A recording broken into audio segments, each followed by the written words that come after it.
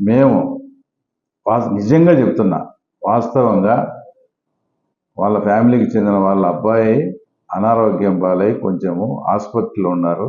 ఈ టైంలో మనం ఈ ల్యాండ్స్ ఇవన్నీ వీటి జోలికి పోతే మానవతా దృక్పథంతో వాళ్ళంతా కొంచెం రికవర్ అయ్యి బాగున్నప్పుడు వాటి జోలికి పోదాంలే అని మానవతా దృక్పథంతో మేము వాటి జోలికి పోకుంటే వీళ్ళే పోయి ఆర్డీఓ దగ్గరికి కంప్లైంట్ చేసేటప్పుడు మేము తప్పకుండా మీ కుటుంబ సభ్యులు మీకు సొంతం అన్నగారైనటువంటి వాళ్ళు తొండూరు మండలంలో దాదాపు చిన్నకత్తెరపల్లి రూటులో 200 ఎకరాలు 200 ఎకరాల ప్రభుత్వ భూమిని సాగు చేసి మొత్తం ఇది ఫోటోలు చూడండి, మీ కుటుంబ సభ్యుడే. ఇది వాస్తవం కాదా? ఎక్కడ డిబేట్ అయినా తర్వాత రండి. 200 ఎకరాలు మీరు ఆక్రమించుకోండేది వచ్చేసి వాస్తవం కాదా?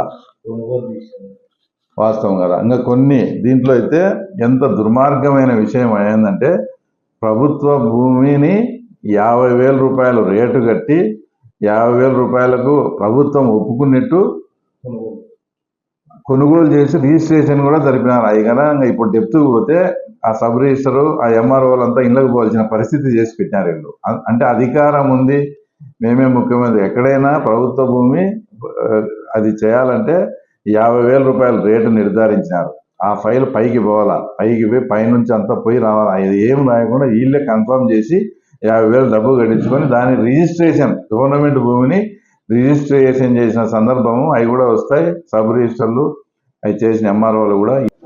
వివేకానంద రెడ్డి కేసులో సహనిందితుడు మీతో పాటి మా మిత్రుడైనటువంటి దేవిరెడ్డి శంకర్ రెడ్డి గారిది దొన్లాగులో దేవిరెడ్డి చైతన్య రెడ్డి పేరుతో ఇంకా పేరుతో దాదాపు గుట్టంతా 30 ఎకరాల అది ప్రభుత్వ భూమి కానీ డీకేడ్ భూమి కానీ ఆక్రమించింది వాస్తవమా కాదా? ఆ సర్వే నెంబర్లు ఆ ఫోటోలు అన్నీ కూడా ఉన్నాయి. అతను ఎవరు? ఈ గత మీ జగన్మోహన్ రెడ్డి ముఖ్యమంత్రి అయిన తర్వాత గుట్టంతా దొన్లాగ్ గుట్టంతా ఆక్రమించాడు. తర్వాత ఇది మీకు అర్థం కాదు. తర్వాత నాలుగోది, ఏదైతే మున్సిపల్ చైర్మన్ గారు ఉన్నారో ఆయన కూడా వాళ్ళన్న ఆర్డీఓ ఆఫీసులో పనిచేస్తూ వాటి ద్వారా కదిర్ రూట్లో 16 ఎకరాలు ఇప్పటికీ ఆక్రమించుకొని ఉన్నారు. డీకేడ్ ల్యాండ్, అది కూడా మేము ప్రూవ్ చేస్తాం. మీరు మాది కాదని స్టేట్మెంట్ ఇవ్వండి, మేము పోయి పేదలకు పంచుతాం.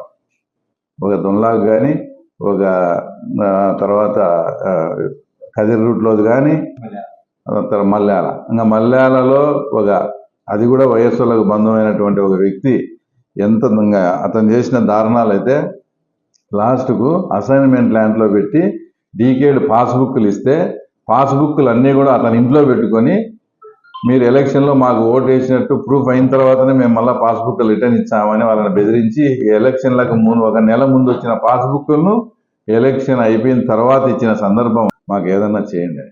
ఇంకా కదిర్ రూట్లో ఒక భూమి వీళ్ళు ఆక్రమించాలంటే ఇప్పుడు కొత్త స్టైల్లో దాంట్లో ఏదైనా గుడి కానీ చర్చి కానీ కడితే దాని జోలికి కానీ ఒక చర్చి నిర్మాణం చేస్తే దాని చుట్టూ ఆక్రమించుకునే సందర్భం పులివెందుల్లో రండి, మీరు రండి, నేను చూపిస్తా.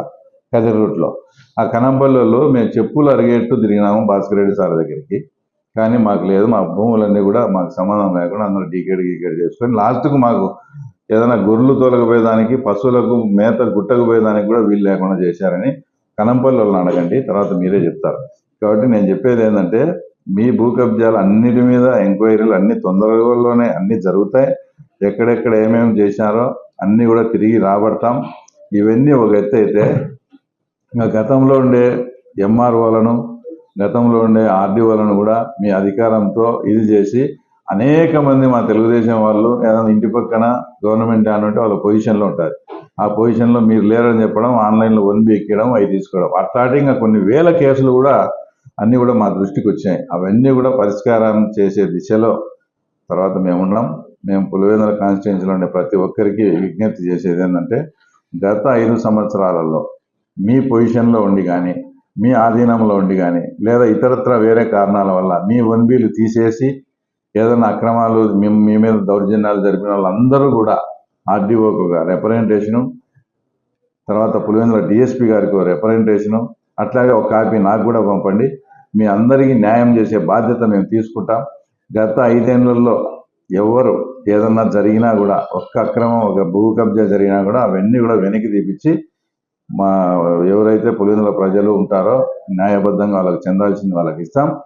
ఒకవేళ గవర్నమెంట్ ఇప్పుడు వచ్చిన తర్వాత నేను కానీ మా కుటుంబ సభ్యులు కానీ ఒక 5 మూర కానీ ఒక సెంటు కానీ ఎక్కడైనా ఆక్రమించినామని మీరు ప్రూఫ్ చేయండి. ఇట్లే మీకు సారీ చెప్పి కూడా మేము రాజకీయాల నుంచి కూడా నిష్క్రమిస్తాం.